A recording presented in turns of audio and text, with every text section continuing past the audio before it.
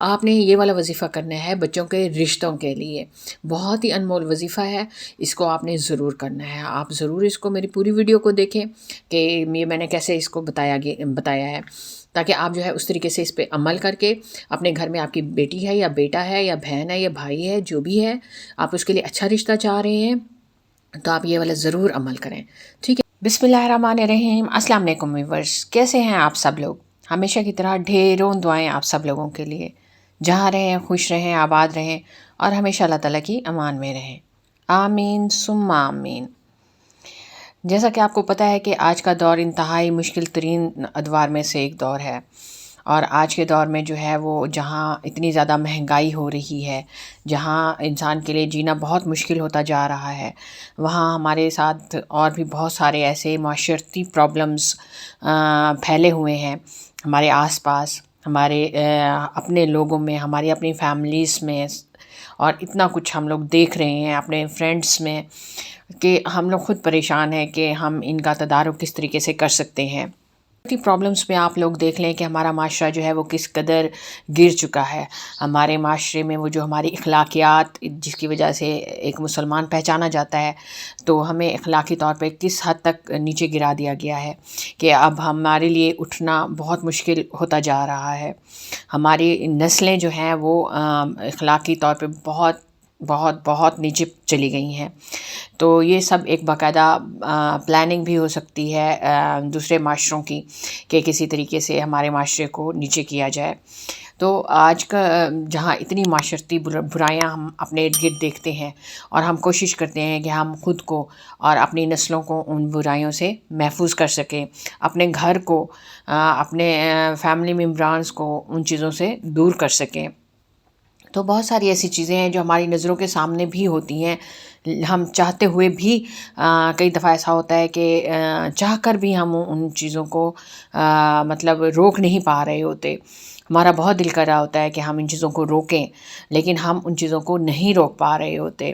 تو معاشرتی گراوٹ اور معاشرتی تنزلی اس حد تک ہو گئی ہے کہ آج جو ہے بچے ہیں وہ آج بڑوں کی بھی بات ماننے کو تیار نہیں ہیں، ٹھیک ہے؟ تو آپ اپنے ارد گرد آپ دیکھیں، آپ کو ایسی بہت ساری کہانیاں ملیں گی، بہت ساری چیزیں ملیں گی جو میری اس بات کی ثابت کریں گی کہ میں جو کہہ رہی ہوں وہ کوئی غلط بات نہیں کر رہی، کیونکہ میں بھی تو اسی معاشرے کا ایک حصہ ہوں نا، میں بھی اسی معاشرے میں رہتی ہوں، مجھے بھی پتہ ہے کہ یہاں پہ کیا کچھ ہو رہا ہے۔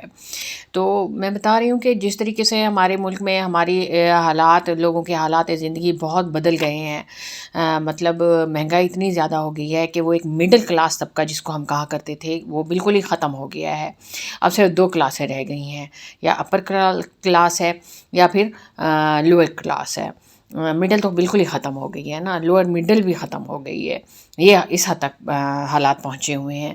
تو ایسے میں جہاں مہنگائی اتنی زیادہ ہے، جہاں پہ روزگار کی کمی ہے، لوگ پریشان پھر حال ہیں، کھانے پینے کو گھر میں کچھ نہیں ہوتا، رہنے کو جگہ نہیں ہے، بلز اتنے زیادہ آ رہے ہیں کہ کون کون سی پریشانی میں انسان جو ہے وہ گنوائے کہ وہ کس کس پریشانی میں مبتلا ہے۔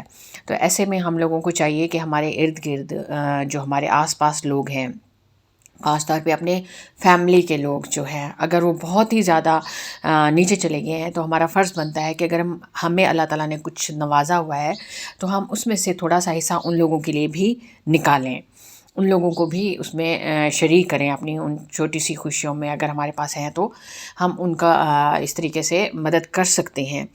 بس آپ کی نیت ہونی چاہیے مدد کرنے کی، تو اللہ تعالیٰ خود بخود راستے جو ہے وہ بنا دیتا ہے، سبب وسیلے خود بخود بن جاتے ہیں، آپ اپنی نیت کو کر لیں۔ تو اس طریقے سے ہے کہ آپ زیادہ کسی کی مدد نہ کریں، آپ چھوٹی موٹی مدد کر سکتے ہیں، آپ کسی کا بجلی کا بل کر دیں، کسی کو آدھا راشن لے کے دے دیں، گھر میں ضرورت کی خاص طور پہ جو چیزیں ہوتی ہیں آپ وہ کر کے دے دیں کسی کو بھی۔ اور دیکھیں یہ تو ایک صدقہ ہوتا ہے، آپ صدقے کی نیت سے کر کے دیں، اور خاص طور پہ اپنے قریبی رشتہ داروں میں آپ دیکھیں، کیونکہ وہ افضل ترین صدقہ ہے جو اپنے قریبی رشتہ داروں پہ کیا جائے، ٹھیک ہے؟ تو آپ اس چیز کو ضرور دیکھیں۔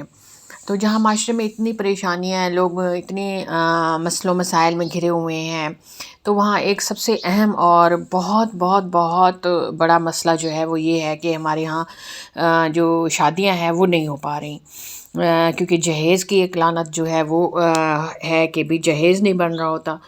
اگر بیٹی والوں کی طرف سے اس طریقے سے ہوتا ہے تو بیٹے والوں کی طرف سے بھی یہی ہوتا ہے کہ بھی وہ لڑکا روزگار نہیں ہے اس کا، تو اس کے لیے بھی وہ کوششیں کر رہے ہیں کہ کسی طریقے سے اچھی جگہ پہ ہو جائے، پھر ہم اس کی شادی کریں۔ تو اس سے کیا ہو رہا ہے کہ ہمارے معاشرے میں اور زیادہ اخلاقی برائیاں جو ہیں وہ پھیل رہی ہیں۔ تو رشتہ نہ ہونا، شادی کا نہ ہونا، یہ بھی بہت بڑا مسئلہ ہے۔ اور آپ کو پتہ ہے کہ ہمارے نبی پاک صلی اللہ علیہ وآلہ وسلم نے اس کو فریضہ قرار دیا ہے۔ میاں اور بیوی کا رشتہ ایک ایسا رشتہ ہے کہ جس کا ذکر قرآن پاک میں بھی ہے، ٹھیک ہے، اور یہ یہاں تک مطلب حکم ہے کہ جیسے ہی بالغ ہوں لڑکی اور لڑکا ان کی شادی کر دی جائے۔ تو ہم اگر دیکھیں کہ ہمارے بزرگوں کے دور میں جب ہم دیکھتے ہیں تو اس وقت بھی یہ چیزیں بہت زیادہ تھیں کہ جیسے ہی لڑکی اور لڑکا مطلب بالغ ہو جاتے تھے ان کی شادیاں کر دی جاتی تھیں، اور چھوٹی عمر میں ان کی شادیاں کر دی جاتی تھیں۔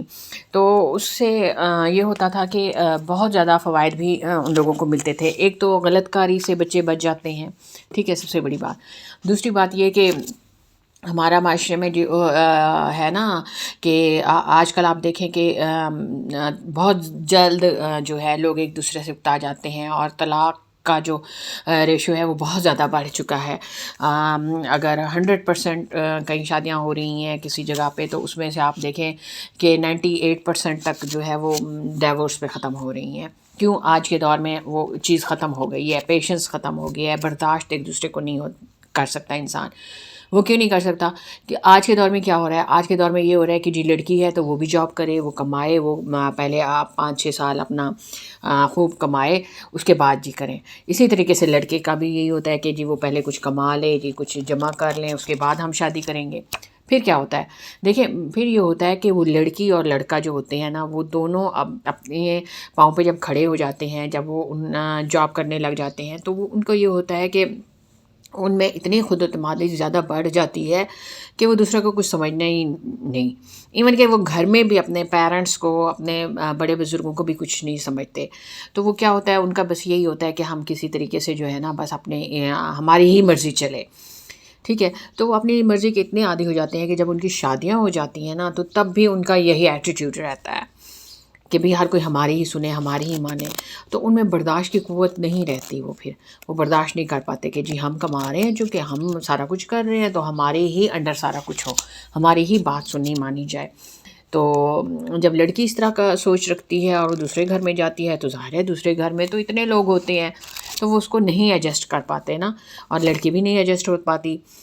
اسی طریقے سے لڑکا بھی اسی طریقے سے کرتا ہے کہ وہ اس کے اپنے دفتر میں جہاں وہ کام کر رہا ہے، کوئی فیکٹری یا کہیں ہے، وہ اتنے زیادہ کولیگس اس کے ساتھ ہوتی ہیں تو اس کو بھی چاہیے ہوتا ہے کہ بھی وہ بھی میری جو وائف ہے وہ بھی اسی طریقے سے مطلب کمائے یا اسی طریقے سے کرے۔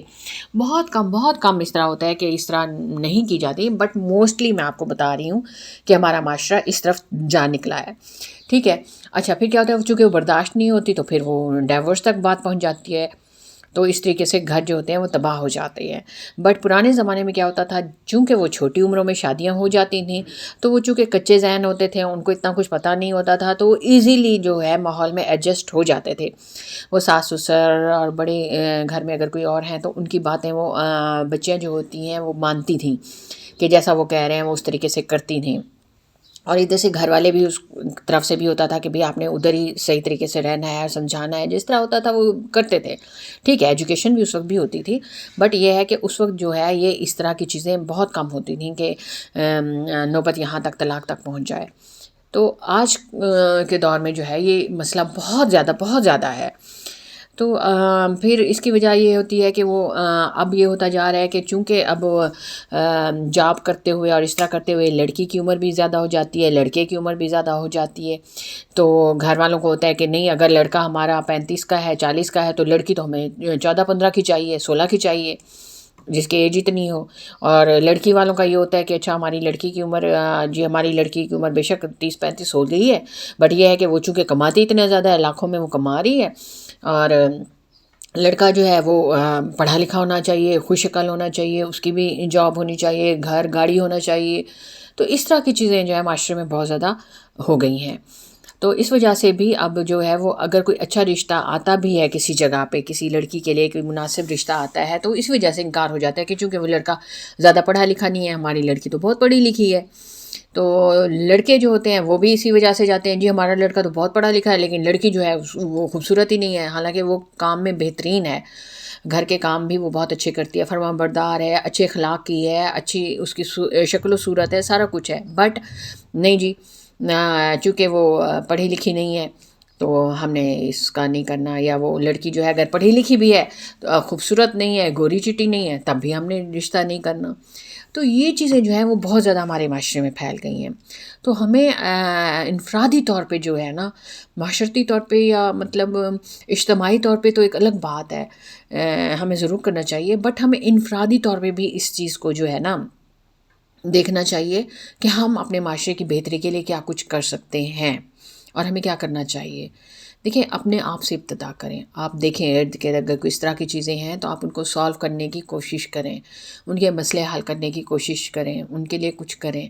دیکھیں، یہ بھی ایک طرح کا صدقہ ہی ہوتا ہے، صدقہ جاریہ ہی ہے. اگر آپ کی وجہ سے کوئی کسی کا اچھا کام ہو جاتا ہے، کسی کی نسلیں سنور جاتی ہیں، تو یہ دیکھیں کتنی اچھائی ہے اس میں آپ کے لیے.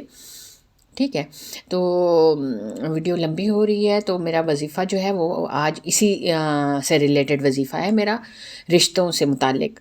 تو میں آپ کو آج یہی بتانا چاہتی ہوں کہ جو بھی یہ جو ہمارے معاشرے میں آج کا یہ ماحول بن گیا ہے کہ رشتے نہیں ہو پا رہے، تو اس کو کس طریقے سے ہم لوگ کر سکتے ہیں. ہمارے پاس کون سا ایک ایسا عمل ہے کہ اگر ہم اس کو کریں تو اس سے ہمارے گھر میں، اگر ہمارے گھر میں کوئی بچی یا بچہ اس طریقے سے جوان ہوا ہے اور اس کے لیے ہمیں مناسب اور اچھا رشتہ چاہیے، تو اس کے لیے آپ یہ والا وظیفہ کریں.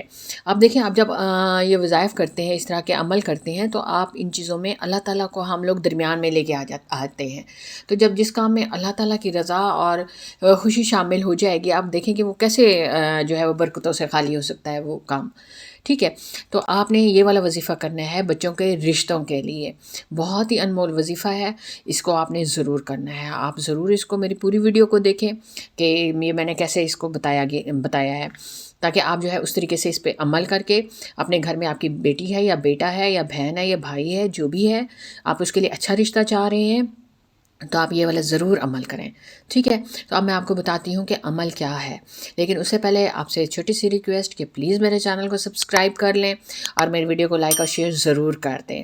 دیکھیں، آپ کا یہ ایک شیئر کیا ہوا چیز جو ہے نا، وہ اگر کسی دوسرے تک پہنچتی ہے اور اس کو پتہ چلتا ہے، تو ہو سکتا ہے کہ یہ اس کے لیے کارآمد ہو. اگر یہ وظیفہ کر کے وہ لوگ کوئی اچھا رشتہ کرنے میں کامیاب ہو جاتے ہیں، تو دیکھیں اس کا صدقہ جاریہ جو ہے وہ ہم سب کو ملے گا. ٹھیک ہے، تو آپ پلیز ضرور شیئر کیجئے گا اور پلیز کوئی اچھا سا کمنٹ بھی کر دیجئے گا. ٹھیک ہے، تھینک یو سو مچ.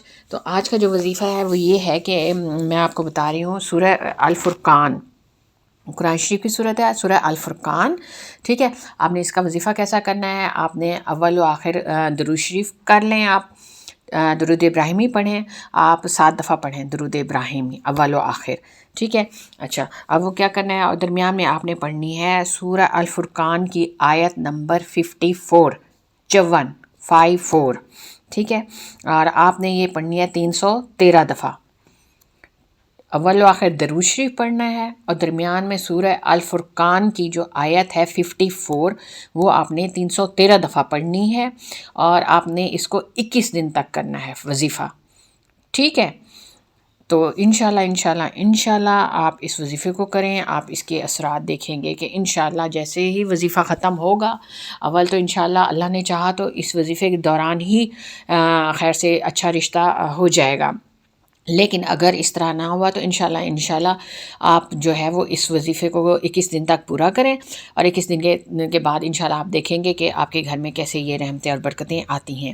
اور اگر کسی وجہ سے یہ ابھی نہیں ہو سکتا تو اس میں آپ اللہ کی رضا سمجھیں. ٹھیک ہے، تو آپ 2-4 دن چھوڑ کے پھر آپ یہ وظیفہ دوبارہ سے سٹارٹ کر سکتے ہیں. اس میں جگہ کی کوئی قید نہیں ہے، وقت کی کوئی پابندی نہیں ہے. بہترین بات تو یہ ہے کہ آپ اس کو صبح کے نماز کے بعد جب آپ اپنے اذکار کرتے ہیں، اپنے تسبیحات کرتے ہیں، تو آپ اس وقت یہ والی چیز کریں. کیونکہ صبح کا وہ برکت کا ٹائم ہوتا ہے. تو آپ اس وقت پیرنٹس جو ہیں میں ان سے یہی ریکویسٹ کروں گی، یا بہن بھائی بڑے ہیں اگر وہ اس طرح اپنے چھوٹوں کے لیے کرنا چاہ رہے ہیں تو ان سے یہی ریکویسٹ ہے کہ آپ صبح کی نماز کے بعد یہ وظیفہ کریں، کیونکہ وہ بہت برکتوں والا ٹائم ہوتا ہے. ٹھیک ہے، تو امید کرتی ہوں کہ آج کا یہ وظیفہ اور عمل آپ کو اچھا لگے گا، پسند آئے گا، اور آپ ضرور اس کو لائک بھی کریں گے اور کمنٹ کر کے بھی مجھے بتائیں گے. ٹھیک ہے، اور اس کو پلیز شیئر کر دیں تاکہ دوسروں کے بھی کام آئے. اور ظاہر ہے آخر میں پھر وہی بات کہوں گی کہ میں پلیز چینل کو بھی سبسکرائب کر لیں. تھینک یو سو مچ. تو اپنا خیال رکھیے گا، مجھے بھی دعاؤں میں یاد رکھیے گا. اللہ حافظ.